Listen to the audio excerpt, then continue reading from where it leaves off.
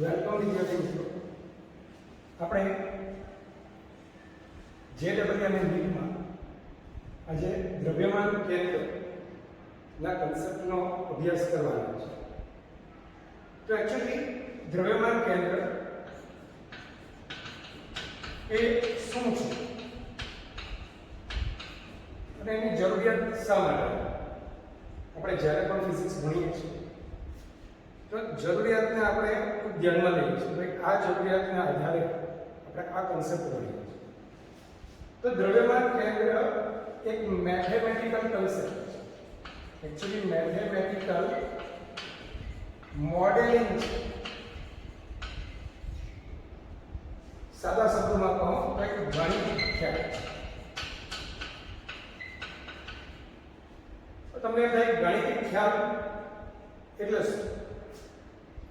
ફિઝિક્સમાં એવા ઘણા ખ્યાલ છે કે જે મેથેમેટિકલી આવે છે પણ એનું ભૌતિક અર્થઘટન થાય છે.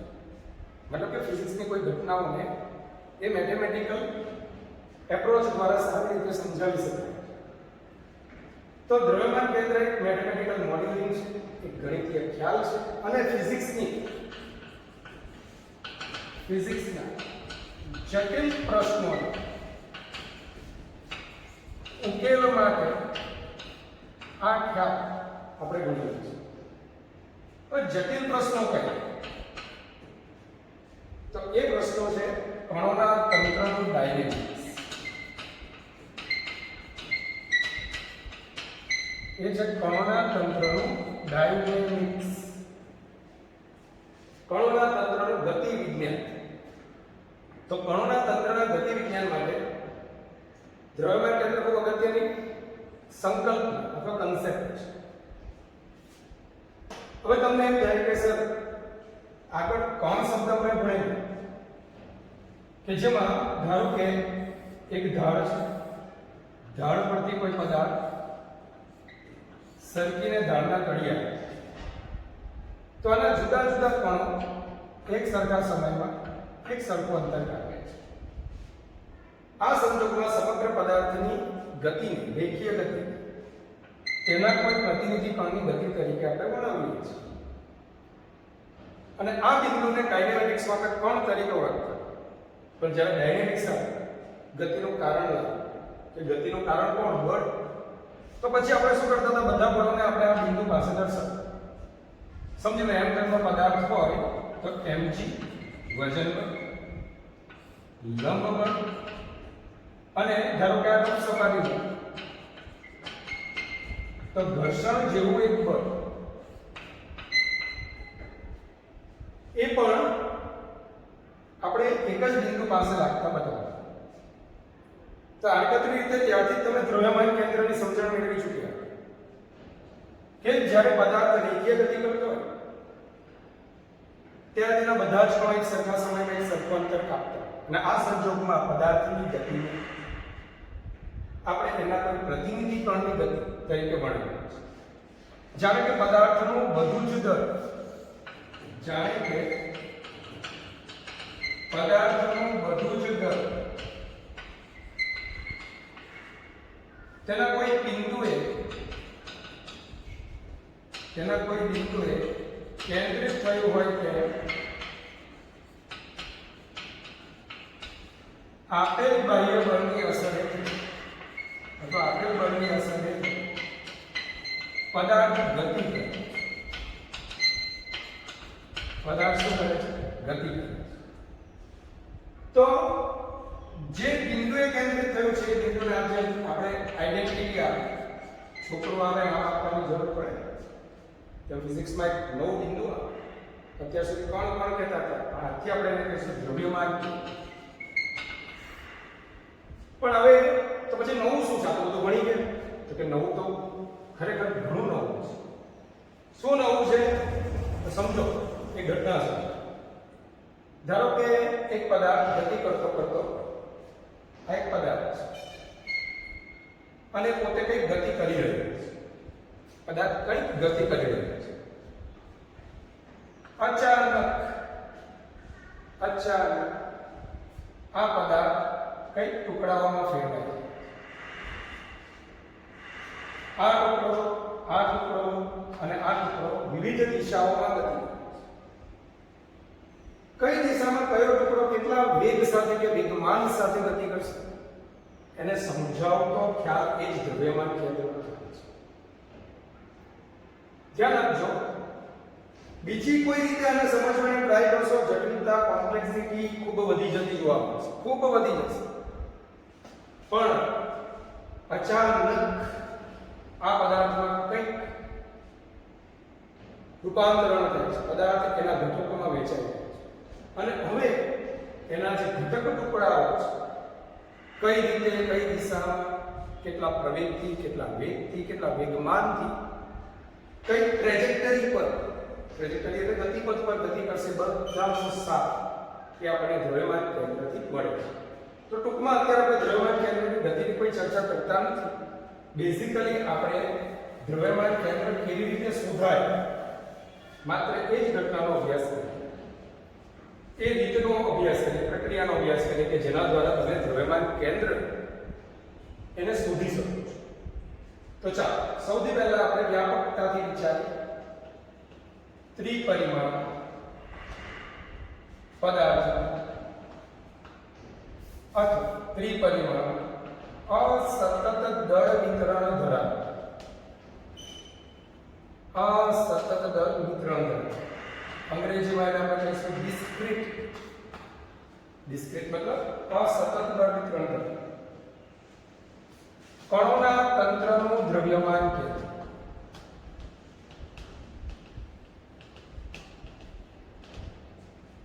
તો સમજી લો, તમને ત્રિપરિમાણ આપ્યું છે, આ x અક્ષ, y અક્ષ, z અક્ષ, અને આ ત્રિપરિમાણમાં તમે એક કણનું તંત્ર લીધું છે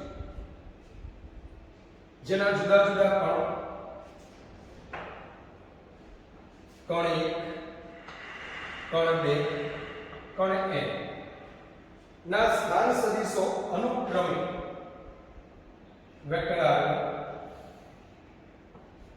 vector r2, vector r1.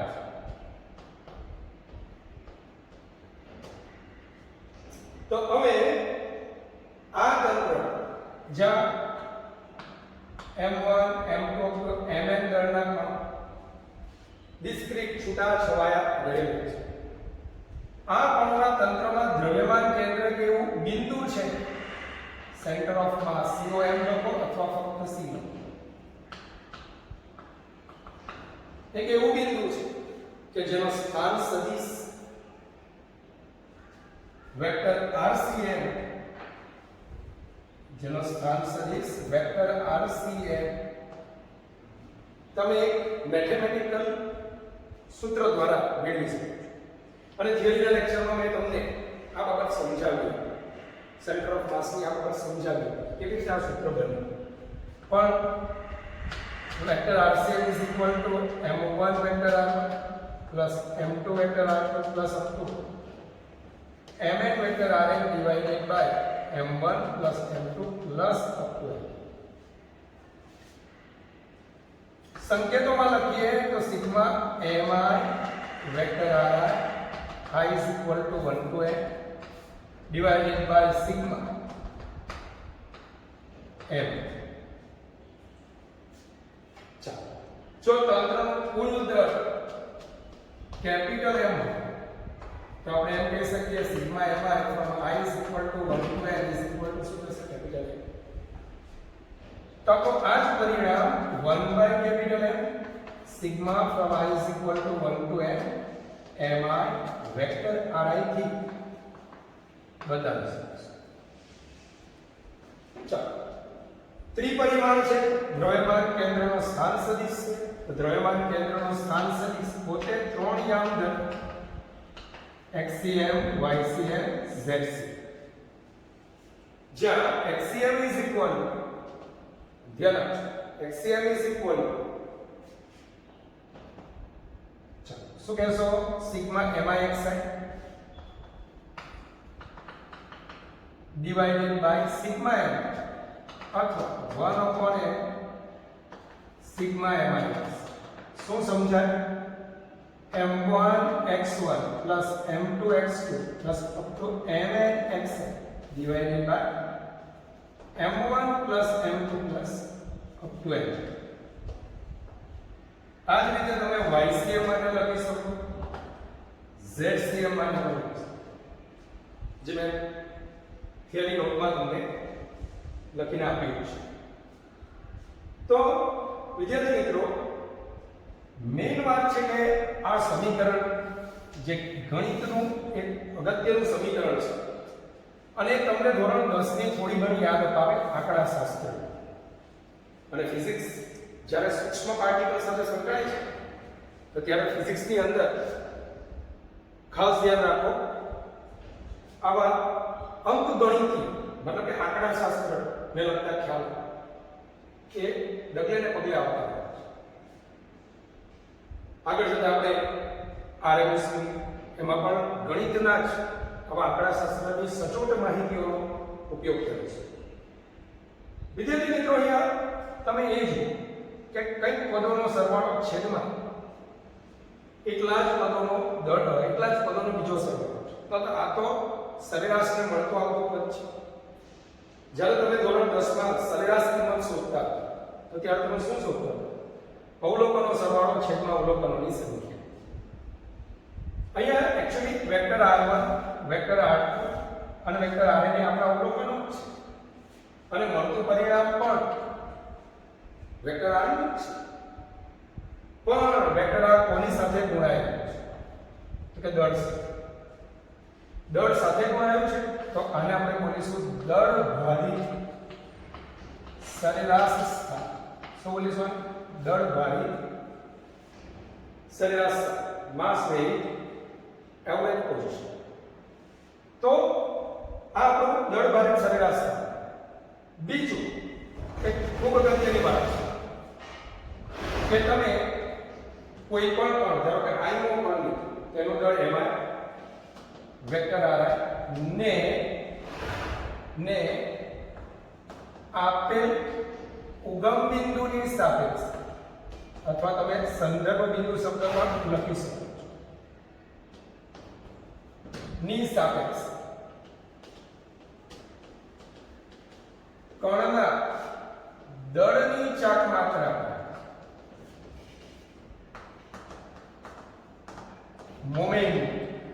Moment of માસ. યાદ રાખજો, ચાક માત્રા એક સદિશ ખ્યાલ છે અને રોટેશનલ મિકેનિક્સ સમજાવવા માટે આ ખ્યાલ અત્યંત જરૂરી છે. તો પહેલા પણ માટે હું m1 વેક્ટર r1 લખું, m1 વેક્ટર r1 આને કહીશ પહેલા કણની ઓની સાપેક્ષે, ઉગમ બિંદુ ઓની સાપેક્ષે પહેલા કણની દળની ચાક. એ જ રીતે m2 વેક્ટર r2 બીજા કણની દળની ચાક. તો વિદ્યાર્થી મિત્રો, અહીંયા એક્ચ્યુઅલી દળની ચાક માત્રાઓનો ત્યાં અંશમાં સરવાળો આવે.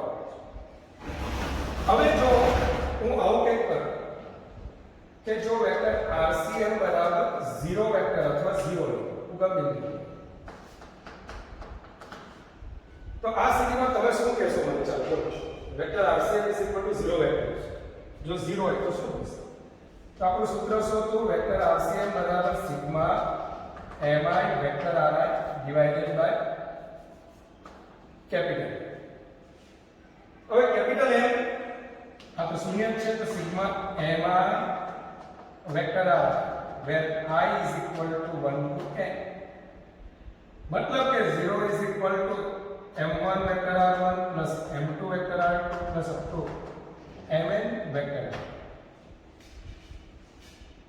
જમણી બાજુનું પ્રત્યેક પદ દળની ચાક માત્રા છે. તો દળની ચાક માત્રાઓનો સદિશ સરવાળો શૂન્ય થાય છે. કોની સાપેક્ષે? તમે કોને ઉગમ બિંદુ લીધું છે? દ્રવ્યમાન કેન્દ્ર. તો એક ઐતિહાસિક વાક્ય લખવાનું મન થાય. શું? દ્રવ્યમાન કેન્દ્રની સાપેક્ષે with respect to center of mass, દ્રવ્યમાન કેન્દ્રની સાપેક્ષે તંત્રના કણોના દળની ચાક માત્રાઓનો સરવાળો શૂન્ય થાય છે. દ્રવ્યમાન કેન્દ્રની સાપેક્ષે તંત્રના કણોના દળની ચાક માત્રાઓનો સરવાળો કેવો થાય છે? શૂન્ય થાય છે. તો વિદ્યાર્થી મિત્રો, આ n કણોના બનેલા તંત્ર કે જેમાં કણો અસતત રીતે રહેલા છે. ફરી પાછા અસતતનો મતલબ એક કણ અને બીજા કણ વચ્ચે એક સ્પેસ છે, ખાલી જગ્યા છે. જેમ કોરોના વખતે સોશિયલ ડિસ્ટન્સિંગ રાખીએ છીએ તેમ આ બધા પણ વ્યક્તિગત રીતે એકબીજાની સાથે સોશિયલ ડિસ્ટન્સિંગ મેન્ટેન કરીને રહે છે. પણ આવો જોઈએ, જ્યારે આવો આ બધા કોરોના મુક્ત થઈ જાય, મતલબ કે એકબીજાને અડીને બેઠેલા, આપણા માનનીય શ્રી ભલાણીભાઈના શબ્દો છોડીને બેઠો, તો કેવા સંજોગો આપણે અડીને રહેલા કણોનું તંત્ર કે જે દળનું સતત દળ વિતરણ બતાવે છે. તો સતત દળ વિતરણમાં ધ્યાન આપજો, નવો ટોપિક છે આપણો, સતત દળ વિતરણ ધરાવતા પદાર્થ અથવા કણોના તંત્ર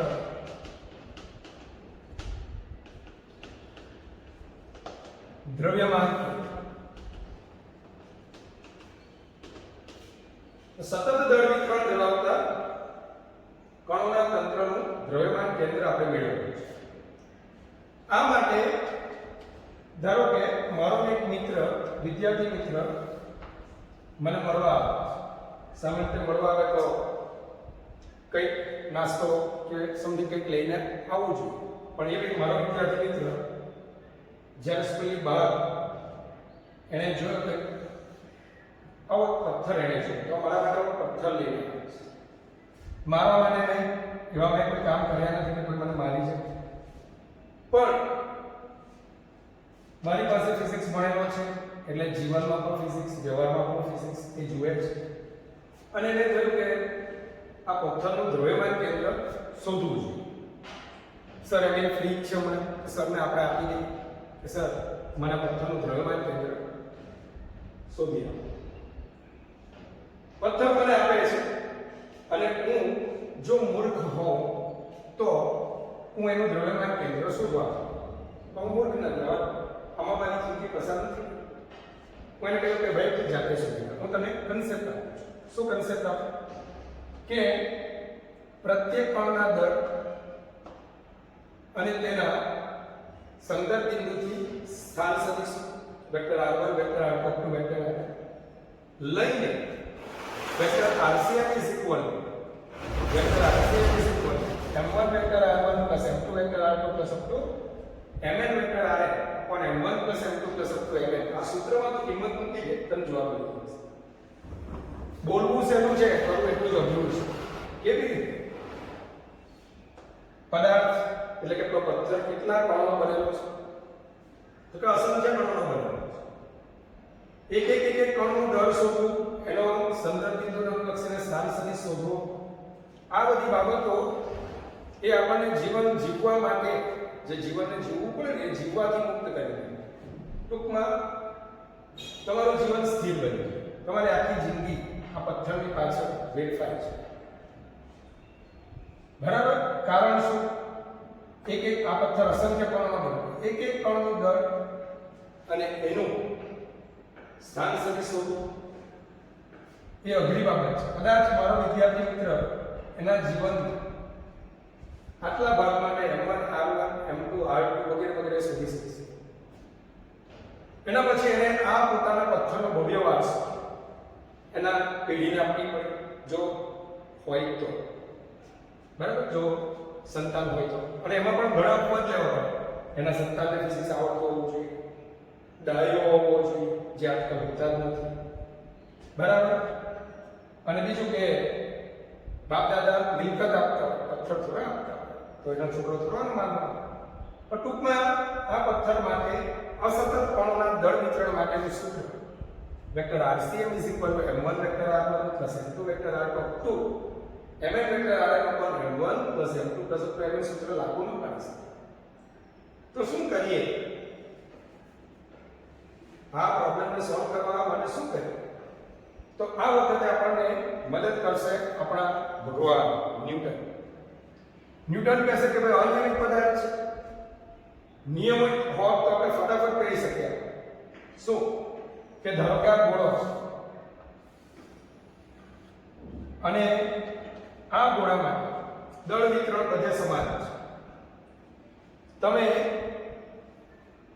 કોઈ સંદર્ભ બિંદુ બધાની તમે દળની ચાકમાં ધારો કે પહેલો કણ લીધો, એનો સ્થાન સદિશ વેક્ટર આ દળ n, તો આની દળની ચાકમાત્ર m વેક્ટર તેનાથી વિરુદ્ધમાં આવેલો માઈનસ m વેક્ટર, કારણ કે આ સદિશ માઈનસ વેક્ટર આપે છે.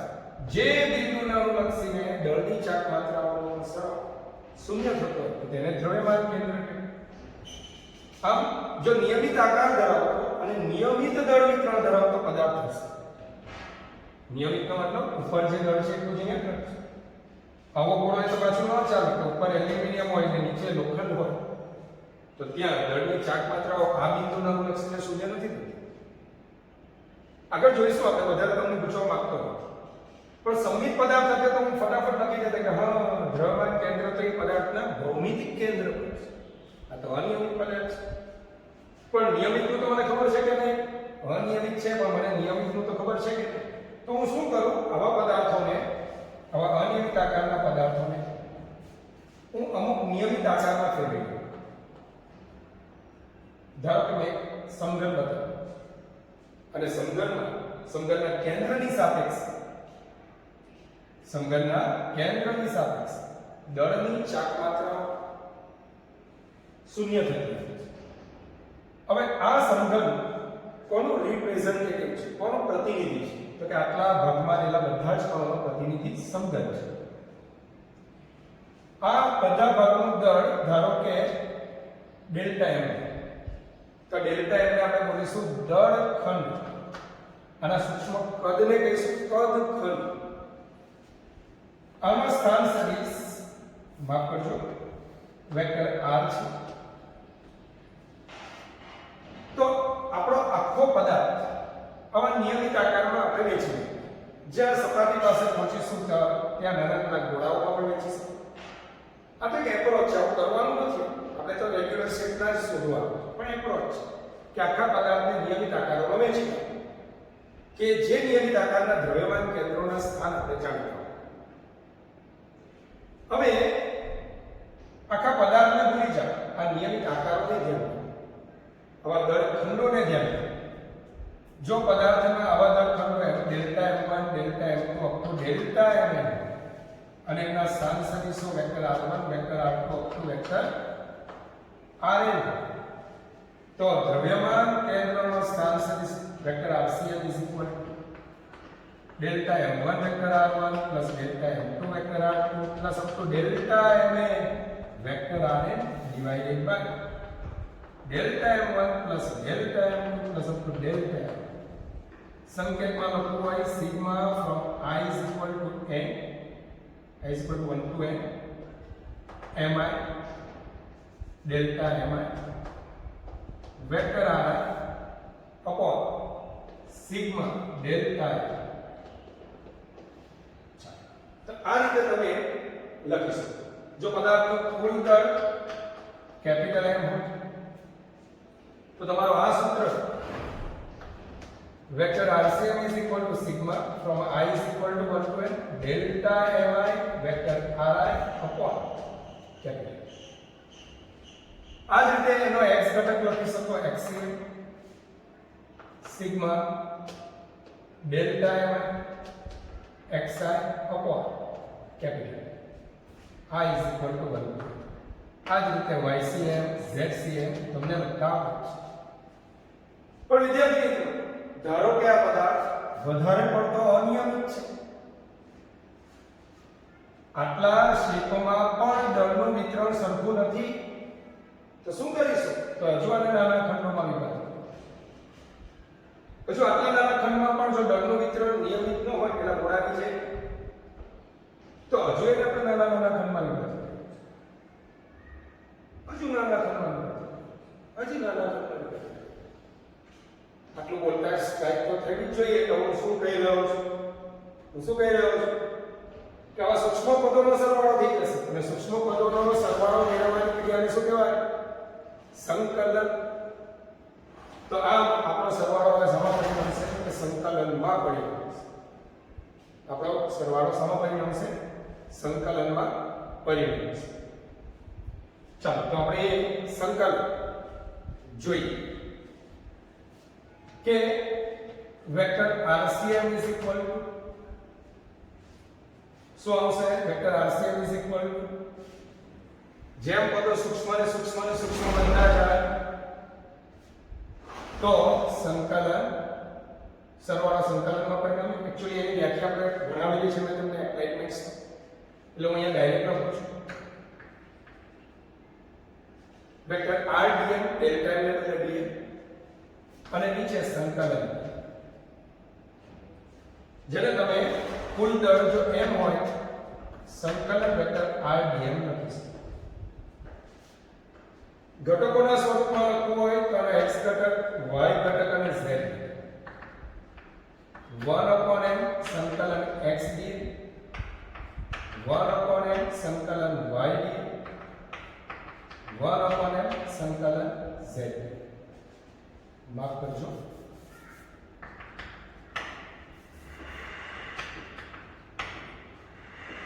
તો આપણે ત્રિપરિમાણનો તો ભાગ્ય ઇક્વેશન આવશે. દ્વિપરિમાણ સુધી આપણે આવા સંકલનો સમજવાના છે. અને યાદ રાખજો આ ચેપ્ટરમાં ભલે તમે બાયોલોજી વાળા હો કે મેથ્સ ફિઝિક્સમાં આવતા કોમ્પ્લેક્સ સંકલનો હું તમને સમજાવીશ.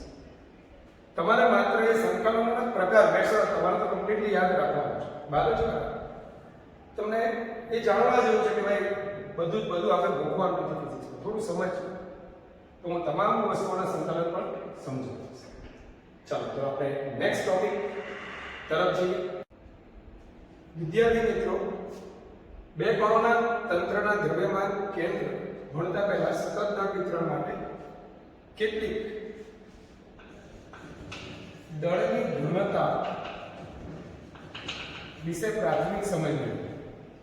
તો તમને એમ થાય કે સર ઘનતા તો ઘનતા છે, એકમ કદ દીઠ દળને આપણે ઘનતા કહીએ છીએ. તો ઘનતા એ તો ઘનતા જ હોય.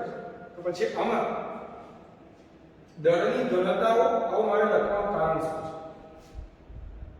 તો દળની ઘનતાઓ એટલા માટે આપણે વ્યાખ્યાયિત કરીએ છીએ કે વ્યવહારમાં આપણે સળિયા જેવો પદાર્થ કે જ્યાં તેની લંબાઈ અને પહોળાઈની સરખામણીમાં માફ કરજો લંબાઈને તેની પહોળાઈ અને જાડાઈની સરખામણીમાં આપણે શું કરીએ છીએ? અવગણી નાખીએ. દળ જાણે કે આખે આખું એના લંબાઈ પર વિતરિત થયેલું છે આપણે એવું માનીએ છીએ. અને તેથી આપણે દળની ત્યાં રેખીય ઘનતા વ્યાખ્યાયિત કરીએ છીએ. કારણ કે દળ ક્યાં રહેલું હોય છે?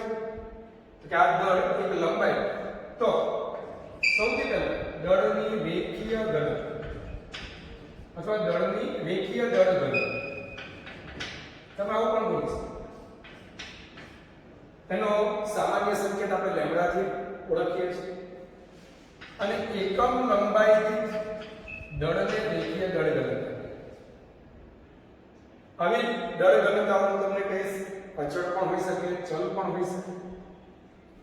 અને આનો એકમ છે કિલોગ્રામ પર મીટર. આ જ રીતે પૃષ્ઠ દળ ઘનતા. પૃષ્ઠ દળ ઘનતા જેને આપણે સિગ્મા સંકેતથી દર્શાવીએ છીએ. કે કોઈ સપાટી સામાન્ય પ્લેટ, જ્યારે તકતી, પ્લેટ આવા શબ્દો આવતા હોય ત્યારે આપણે શું કહીએ છીએ? તો આપણે આવું બોલીએ છીએ કે એની લંબાઈ પહોળાઈની સરખામણીમાં જાડાઈ અવગણીએ છીએ. જાણે કે દળ દ્વિપરિમાણમાં રહેલું છે. આવું દ્વિપરિમાણીય દળ વિતરણ ત્યાં તમે પૃષ્ઠ ઘનતાને વ્યાખ્યાયિત કરશો. એકમ ક્ષેત્રફળ દીઠ દળને પૃષ્ઠ ઘનતા અને એનો એકમ છે કિલોગ્રામ પર મીટર. ચાલો ત્રીજી ઘનતા આવે છે જે આપણે જાણીએ છીએ કદ દળ ઘનતા અથવા સિમ્પલ ઘનતા, જેનો સંકેત ρ છે. કે એકમ કદ દીઠ પદાર્થના દળ પદાર્થની કદ ઘનતા સંજોગ અનુસાર આપણે આવી ઘનતાઓનો ઉપયોગ કરીશું. તો વિદ્યાર્થી મિત્રો, દળની ઘનતાઓ પછી આપણે દ્વિપારિમાણિક પદાર્થ માટે દ્રવ્યમાન કેન્દ્ર એની સમજૂતી મેળવી. માફ કરજો, બે કણોના તંત્ર માટે દ્રવ્યમાન કેન્દ્રની સમજૂતી મેળવી. તો ભાઈ, બે કણોના તંત્રમાં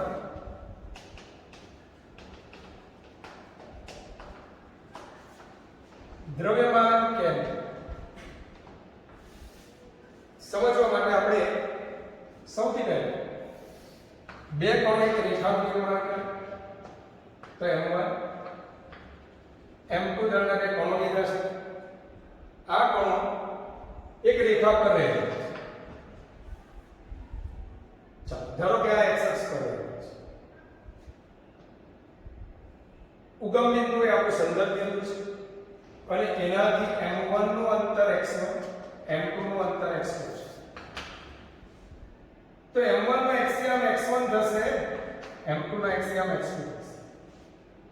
આવા તંત્રમાં દ્રવ્યમાન કેન્દ્રનું સ્થાન Axiom M1 x1 M2 x2 divided by M1 M2 થી આપણે આપી દઈશું. ધ્યાન રાખજો. હવે આમાં ટેક્સ્ટબુકમાં મને એક પ્રોબ્લેમ છે, એનસીઈઆરટી તમારી બુકમાં પ્રોબ્લેમ છે. ત્યાં તમને અંતર શબ્દ આપે છે. એકચ્યુઅલી અંતર શબ્દ છે નહીં, અંતર નથી. મતલબ શું કહેવા માંગુ છું? ધારો કે ઉગમ બિંદુ પર હું શું બોલું છું? દર વખતે ઉગમ બિંદુ અક્ષો પર આપણા બાપમાં ઈચ્છીએ ત્યાં તમે લઈ શકો. ધારો કે મેં ઉગમ બિંદુ અહીંયા લીધું છે. આ વખતે M1 નું અંતર x1, M2 નું અંતર x2. તો સમીકરણ જ્યારે હું દ્રવ્યમાન કેન્દ્રનું સ્થાન શોધીશ તો M1 x1 M2 x2 upon M1 હું આવું. એટલે યાદ રાખજો, x1 x2 અંતર નથી, સ્થાન છે, યાદ છે. આ જ રીતે વ્યાપક રીતે મારે n કણો જો એક રેખા પર રહેલા, n કણો જો એક રેખા પર રહેલા, તો n કણોના તંત્રમાં એક પારિમાણિક તંત્ર xm બરાબર m1 x1 m2 x2 mnxm upon m1 m2 mn. અને વિદ્યાર્થી મિત્રો, આને તમે sigma mi xr divided by sigma mi થી પણ દર્શાવી શકશો, જ્યાં i બરાબર 1. તો આ બાબતની ચર્ચા એક પરિમાણિક તંત્ર માટે, મતલબ કે જેમાં કોણો અસતત રીતે અક્ષ પર રહેલા હોય તો દ્રવ્યમાન કેન્દ્ર આ રીતે શોધી શકીશું. મુદ્દાની વાત પર આવી કે જો બંને કણો સમાન દળના હોય તો શું? જો M1 બરાબર M2 બરાબર M હોય તો શું? તો કે આ સ્થિતિમાં xm is equal to m x1 plus m x2 divided by m plus n. मतलब कि x1 plus x2 by 2 વત્તાની આ શું છે? x1 plus x2 by 2 શું છે?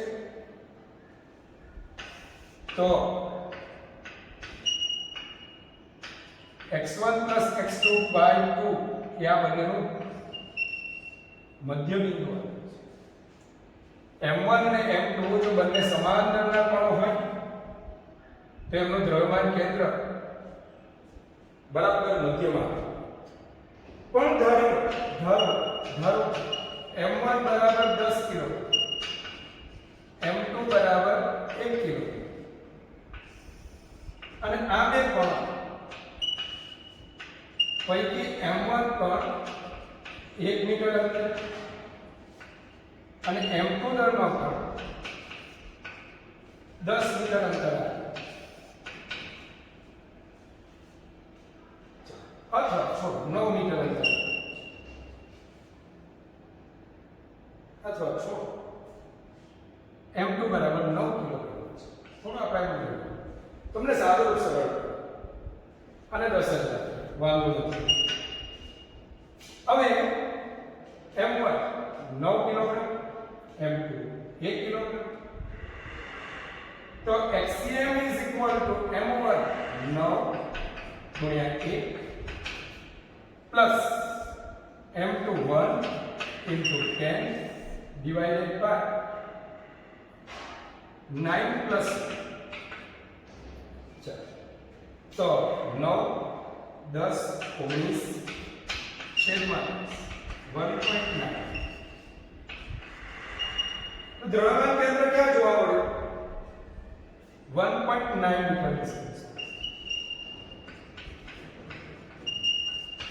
ચાલો આ બાબત તમને શું સમજાવે છે કે આ બેનું મધ્ય બિંદુ ક્યાં હતું? આ બંનેનું મધ્ય બિંદુ ક્યાં હતું? તો m1 થી 4.5 મીટર, એટલે કે આખા કપ 5.5 મીટર. તો એનાથી તો આ ડાબી તરફ આવે છે. તો એનો મતલબ કે આપણે એક નિર્ણય લઈશું. કે જ્યારે બે કોણના દળ અસમાન તો અસમાન દળ વિતરણ ધરાવતા કણોના તંત્ર માટે દ્રવ્યમાન કેન્દ્ર જેનું દળ વધુ તેની નજીક, દાખલા તરીકે સૂર્ય અને પૃથ્વીના બનેલા તંત્ર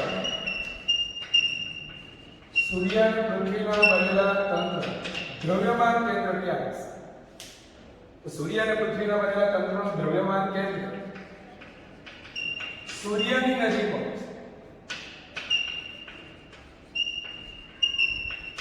અને પૃથ્વી અને સૂર્યના બનેલા તંત્ર, પૃથ્વી અને ચંદ્રના બનેલા તંત્ર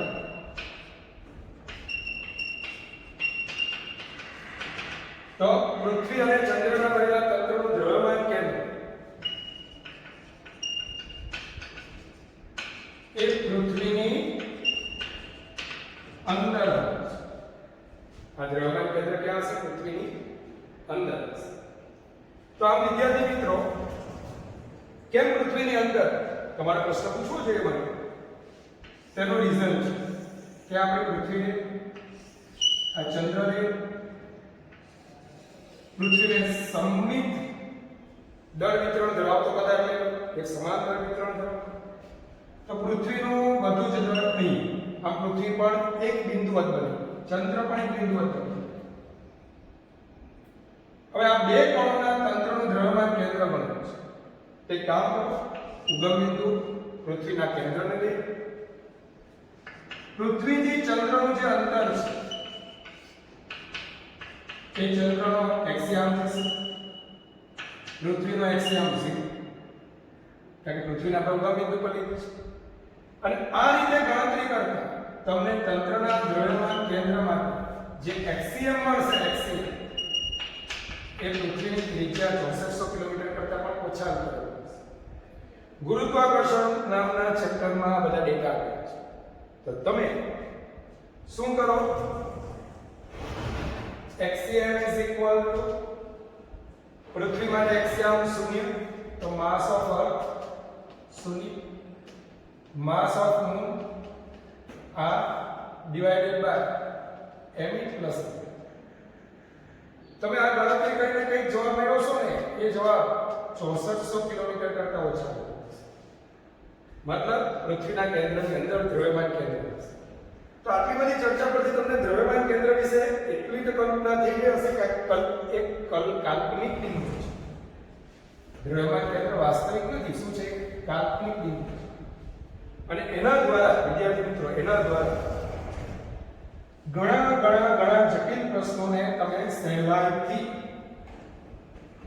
ઉકેલવા મેળવી શકશો. ચાલો, તો આપણે આ બે કણોના તંત્રની ચર્ચાને થોડી આગળ વધારી અને થોડું અઘરું કરતા. શું જોયું આપણે? બે સમાન દળના કણો હશે, તેમના તંત્રનું દ્રવ્યમાન કેન્દ્ર એમના મધ્ય બિંદુ. જો બે કણોના તંત્રમાં જો બે કણોના તંત્રમાં જે કણનું દળ વધારે દ્રવ્યમાન કેન્દ્ર હંમેશા તેની નજીક રહેતું જોવા મળે છે. સમજી લો આ જ બે કણોનું તમને તંત્ર આપે, આ જ બે કણોનું તમને તંત્ર આપે. આ M1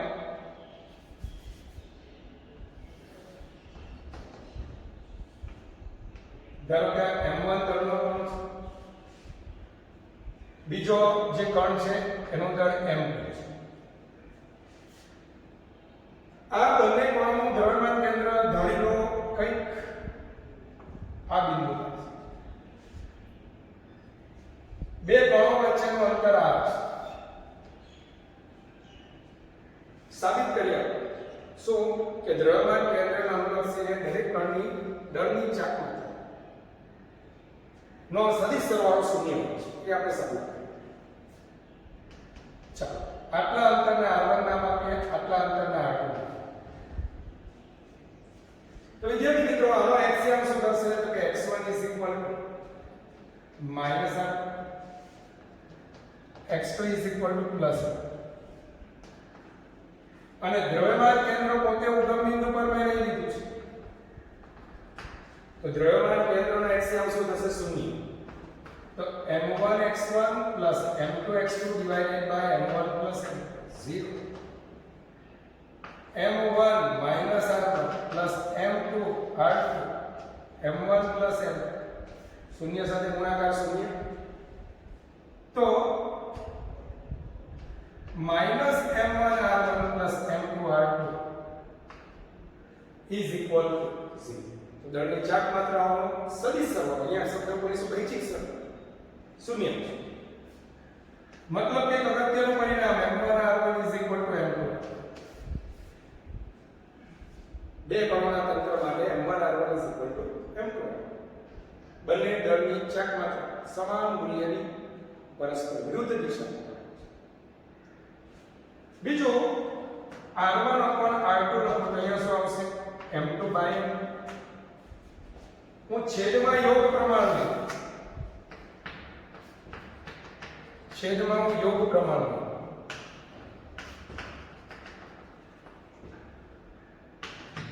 કારણ કે યોગ પ્રમાણ. તો r1 upon r1 plus r2, તો r1 plus r2 is equal to તમે જોઈ શકો છો r છે. m2 upon m1 plus માટે r1 is equal to r m2 upon m1 plus. તો આ જ રીતે આપણો r1. આ જ રીતે તમારે r2 લાવવા હોય તો r m1 upon m1 plus.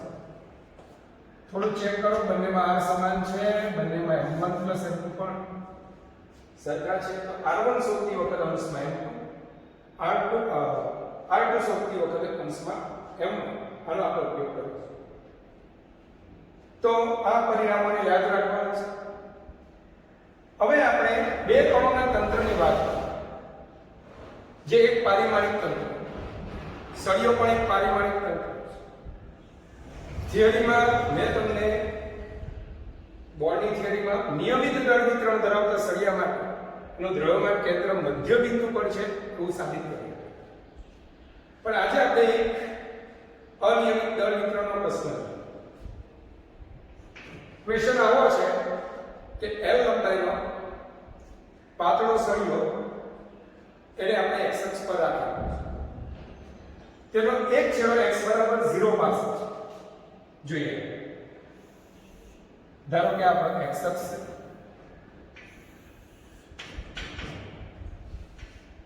ચાલો કેપિટલ L લંબાઈનો એક પાતળો સળિયો,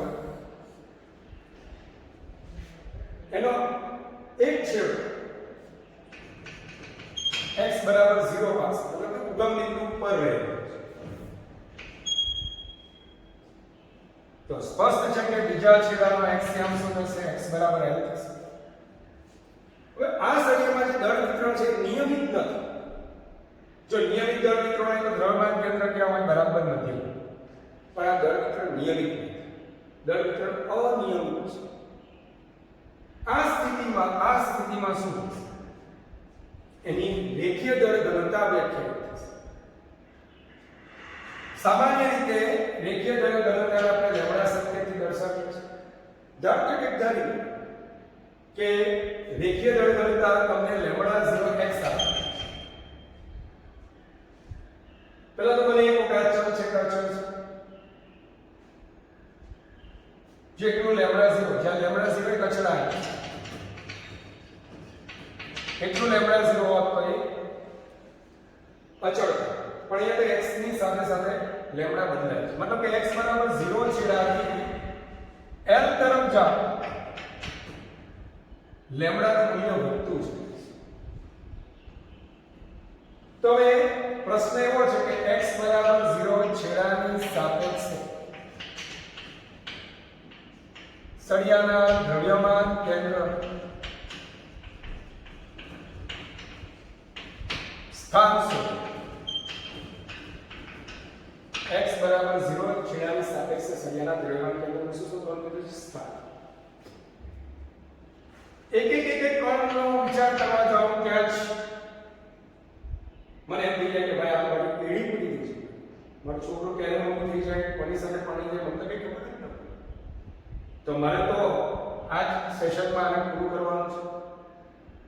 તો મહાન વિજ્ઞાની અને આપણા ભગવાન ન્યૂટન આપણી મદદે છે. મિત્ર ન્યૂટન આપણને શું કહે છે કે તમારા સળિયાનું દ્રવ્યમાન કેન્દ્ર શું છે? તો આ સળિયામાં એવા બિંદુઓ પસંદ કરો કે જેના O થી અંતર એક સરખા છે. તો ધારો કે O થી x અંતર સળિયાનો આવો એક નાનકડો વિભાગ પસંદ કરો. દેખાય છે તમને? થોડો દેખાવ ને એટલો જ દેખાવો પણ છે કે જેથી કરીને તમે કહી શકો કે આ બધા જ કણો ઓથી કેટલા અંતરે છે સરખા. આવો સૂક્ષ્મ લંબાઈનો વિભાગ કે જેને સૂક્ષ્મ લંબાઈ dx છે. આનું દળ એને આપણે નામ આપી દઈશું dm. શું નામ આપીશું આપણે? dm. તો O ની સાપેક્ષ પહેલા આપણે dx જેટલી સૂક્ષ્મ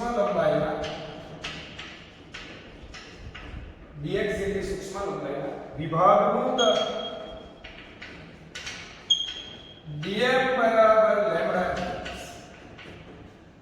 આપણે શું પડી ગયા? રેખીય ઘનતા એટલે દળના છેદમાં લંબાઈ.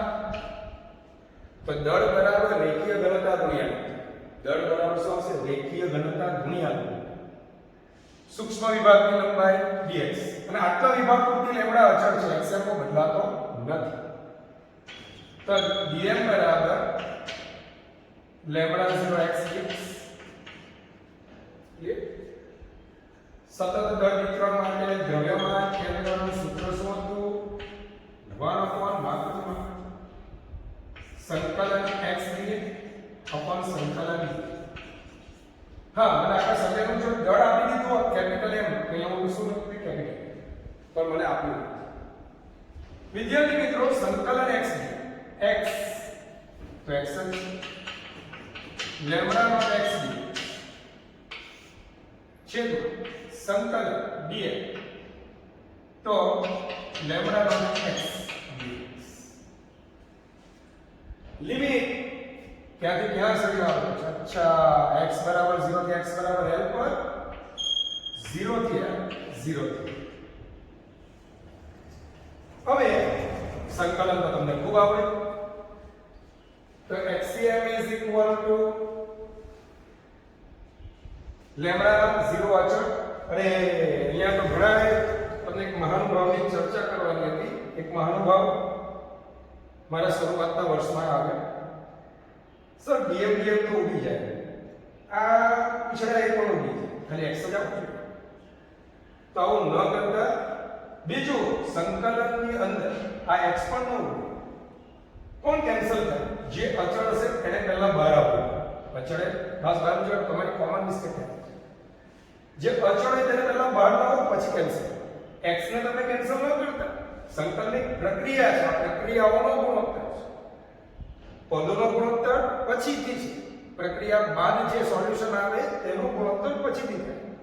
આ પ્રક્રિયાઓનો ગુણોત્તર છે અને એ પ્રક્રિયામાં લેમ્ડા 0 બહાર નીકળી આવે છે.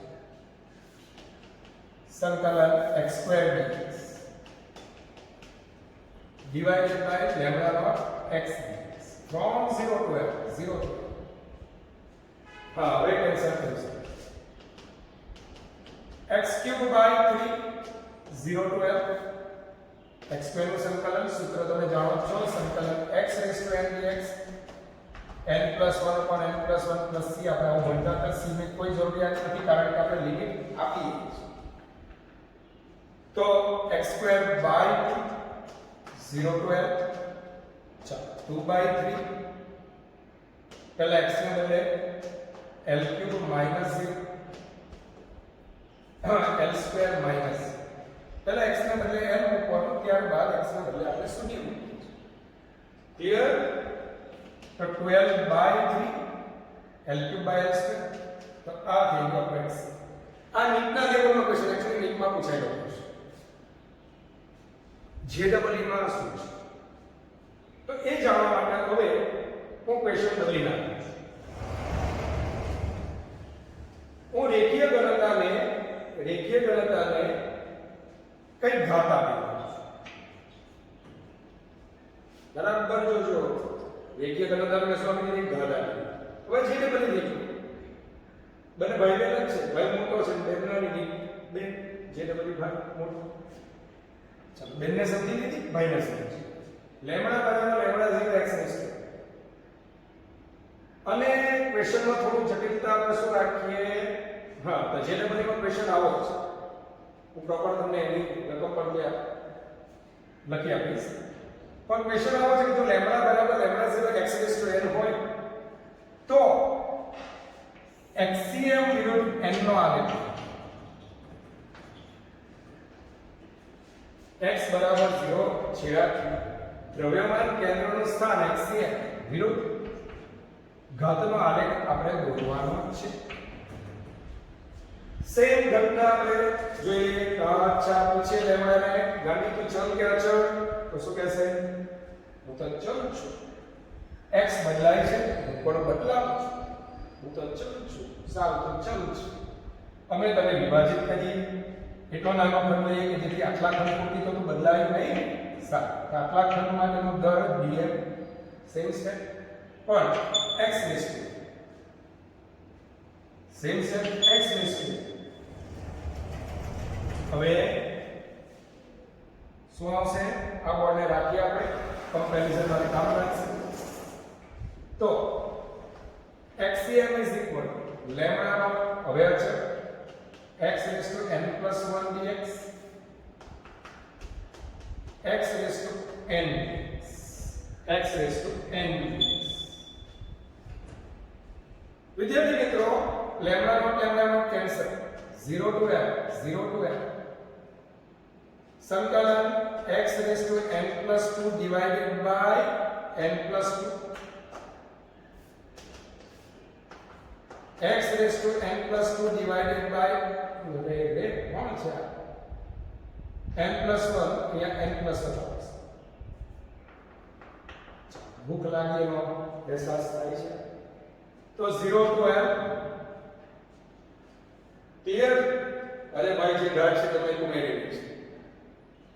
હવે n+1 divided by n+2 છેદનો છે અંશમાં, અંશનો છે છેદમાં, વગેરે વગેરે. અને અહીંયા L raised to n+2 minus 0 નથી લખવા, L raised to n+1 minus 0 નથી લખવા. તો n+1 n+2 L raised to n+1 upon L+2 upon L raised to n+1 ઘાતની બાદબાકી થશે. શું આવશે? અરે જો n+2 માંથી n+1 બાદ થાય તો મારા વાલા વિદ્યાર્થી મિત્રો HCM બરાબર આટલું. હવે જોઈ લઈએ, જ્યાં એક ઘાત હતી તો ત્યાં જવાબ શું? n બરાબર જો 1 લઈએ, જો n બરાબર 1 લઈએ, બરાબર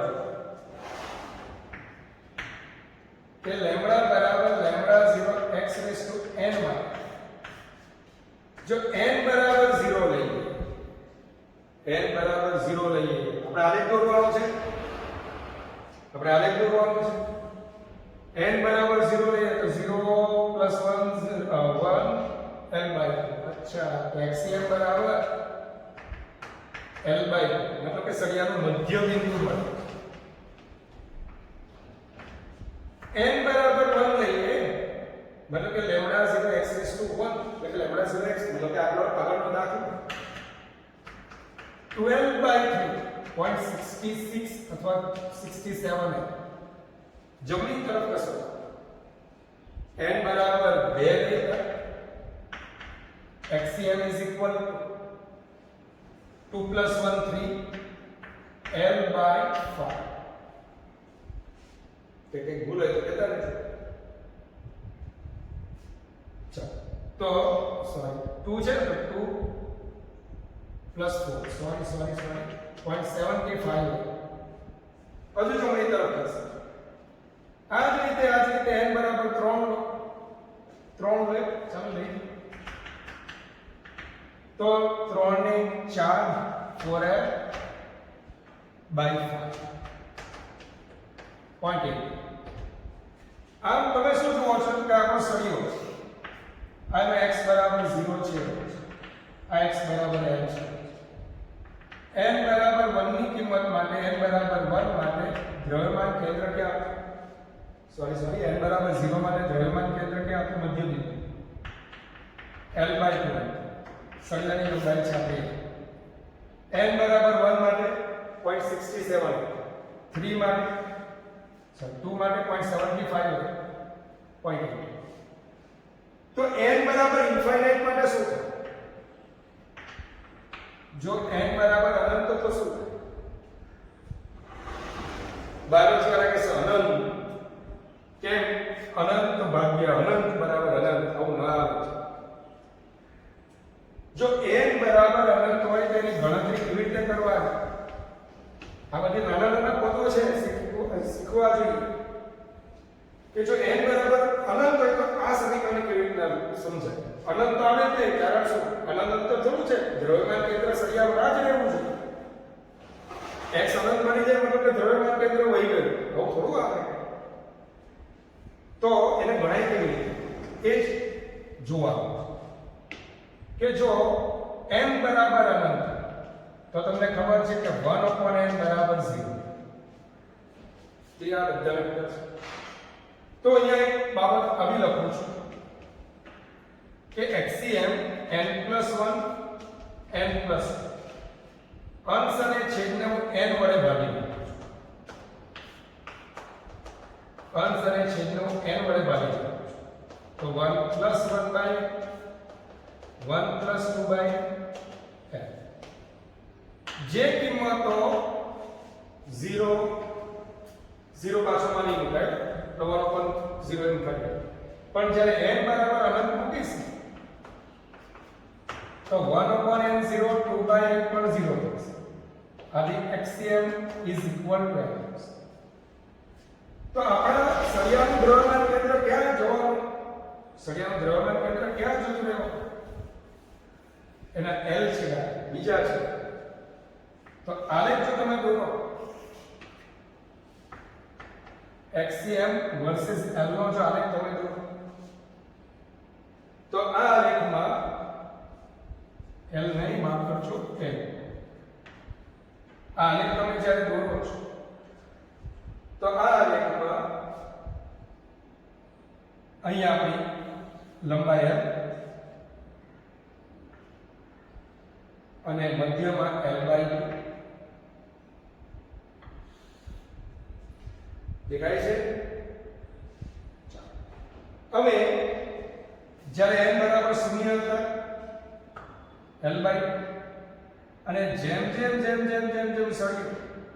n નું મૂલ્ય વધતું છે, છેદતું ન બતાવો. કોઈ પૂછે ક્યાં ગઈને છે? અનંત. તો આ રીતે તમે આલેખ દોરીશો તો બધા જ અનિયમિત દળ વિતરણના આપણા પ્રોબ્લેમ સોલ્વ થઈ ગયા. વિદ્યાર્થી મિત્રો, ઘણી વખત દ્વિપારિમાણિક તંત્રને પણ એક પારિમાણિક તંત્રની જેમ સમજી શકાય છે.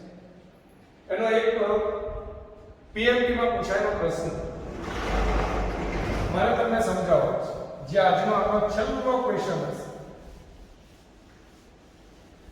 આવતીકાલના સેશનમાં જે સંકલનના એપ્લાઇડ મેથ્સનો મેં તમને બધું ભણાવ્યું છે, તો આજની તમારી મૂળભૂત ફરજ એ છે કે સંકલન જોઈ લો, પોતે જુઓ, બીજાને બતાવો, જેથી આપણને આવડી જાય. બરાબર? ઘરમાં કોઈ વ્યક્તિ હોય, દાદા હોય, બા હોય, બધા વગેરેને પૂછો સંકલન x * dx બરાબર કે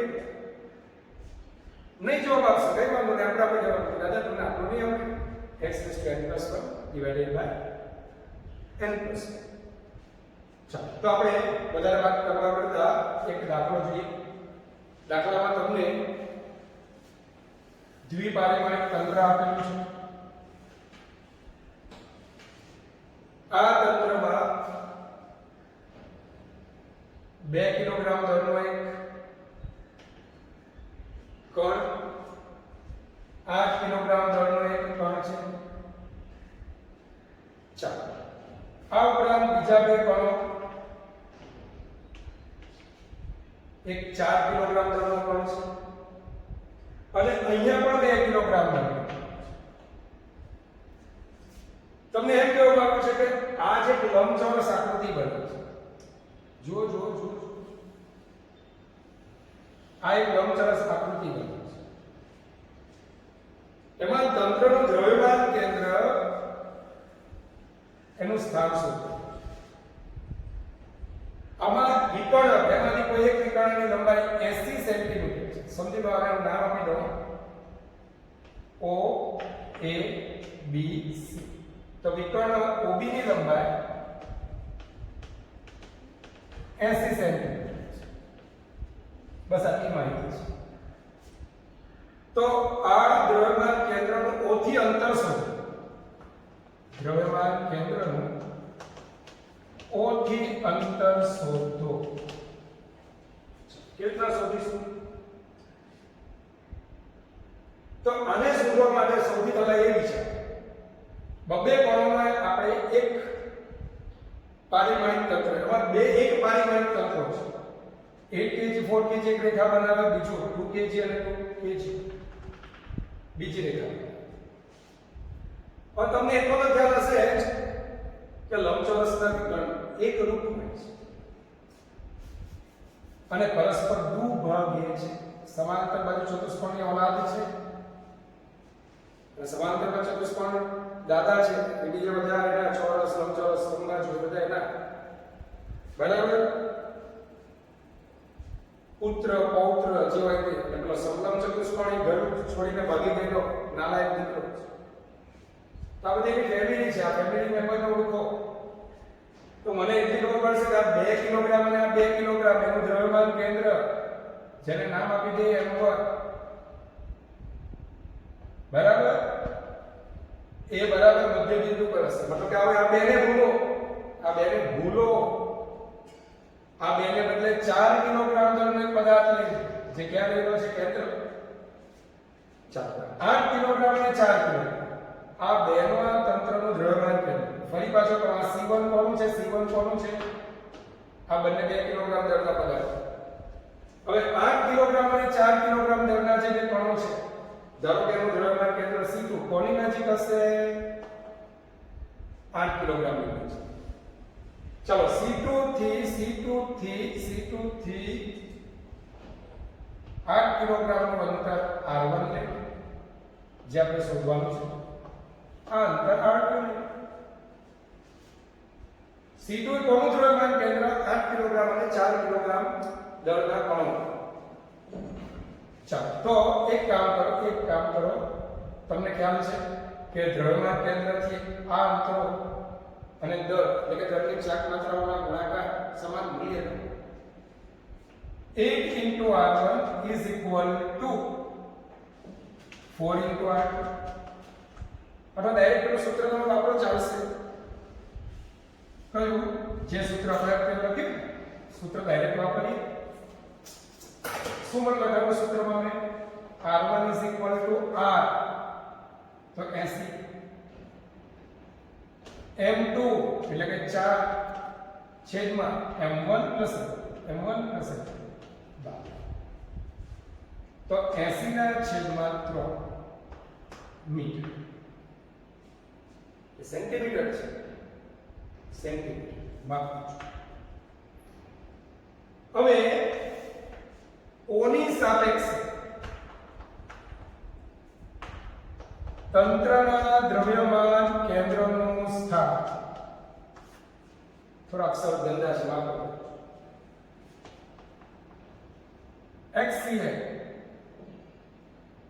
XCM લખો અથવા RCM લખો તમારે જે લખો પ્રેમથી લખો. ચાલો C2 દ્રવ્યમાન કેન્દ્ર કેટલા અંતર આવ્યું O થી અંતર લેવાનું છે કેટલા અંતર આવ્યું 80 ના છેદમાં અને આના પર વધુ દળ કેટલો 8 કિલોગ્રામ દળ m2 રેન્જ તો ગુણ્યા પ્લસ C1 કેટલા અંતર આવ્યું તો કે આટલું અંતર 40 સેન્ટીમીટર છે 40 ગુણ્યા દળ કેટલું છે દળ 4 છેદમાં દળ છે 12 વત્તા 4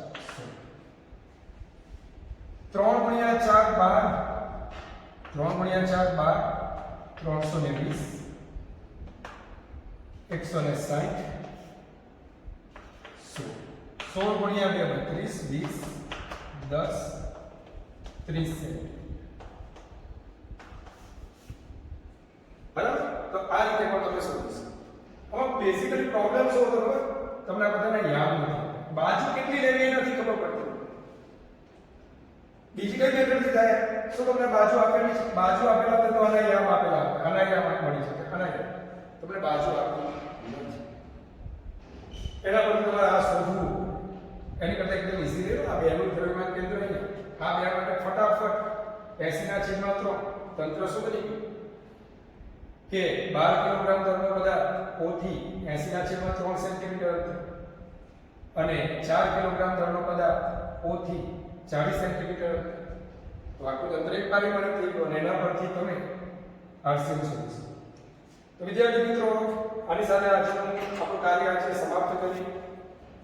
આપણે નેક્સ્ટ સેશનની અંદર દ્વિપારિમાણિક સતત દળ વિતરણ ધરાવતા અને અસતત બંને આપણે લઈશું. પણ આવતો પીરિયડ આપણો ખાસો લાંબો હશે અને તમામ પ્રકારના સંકલનો મેં સમજાવ્યા હશે. તમારી મૂળભૂત ફરજ એ છે કે એ બધા સંકલનો સમજવું કે જેથી આગળ જતા તમારું અન્ડરસ્ટેન્ડિંગ પાકું થાય. નીટના સ્ટુડન્ટ માટે તમારે માત્ર એના અંતિમ જવાબો યાદ રાખો પણ પદ્ધતિને પણ અનુસરો. આપણે કંઈક શીખવા માંગીએ છીએ ફિઝિક્સ ગોખીએ નહીં પણ કંઈક શીખીએ તો આનંદ આવે. ચાલો તો ભગવાન પાસે તમારા માટે અનંત આશીર્વાદની માંગણી કરું છું. ભગવાન સદાય તમને હસતા રાખે. Good bye. Take care. God bless you infinitely, all my students.